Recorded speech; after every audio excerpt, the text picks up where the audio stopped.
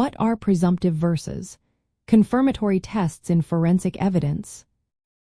Imagine walking into a crime scene and seeing a stain on the floor. You want to figure out if it's blood, but how do you do that quickly and accurately? That's where these two types of tests come into play. Presumptive tests are like a first glance. They give you a quick idea if a substance might be there. They are simple, inexpensive, and fast. For example, a presumptive blood test might turn a certain color if blood is present, but it could also react to other things like certain dyes or plant materials. They're great for screening large areas or many samples because they don't take much time or money. But remember, they can sometimes give false positives, meaning they might say blood is there when it's actually something else.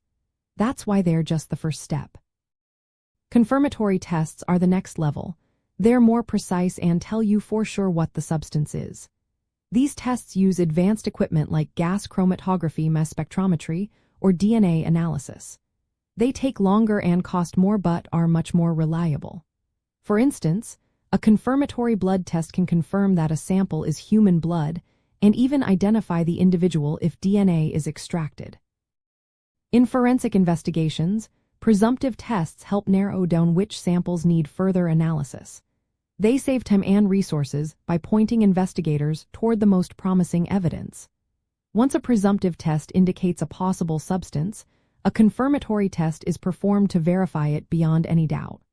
This two-step process is vital because it prevents mistakes that could lead to wrongful accusations.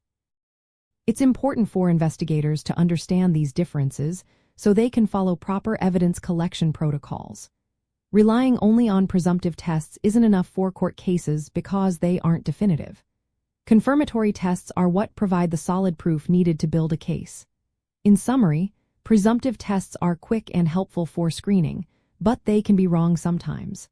Confirmatory tests are slower but give a definite answer. Using both together ensures that evidence is both efficiently gathered and accurately identified, helping justice take its course.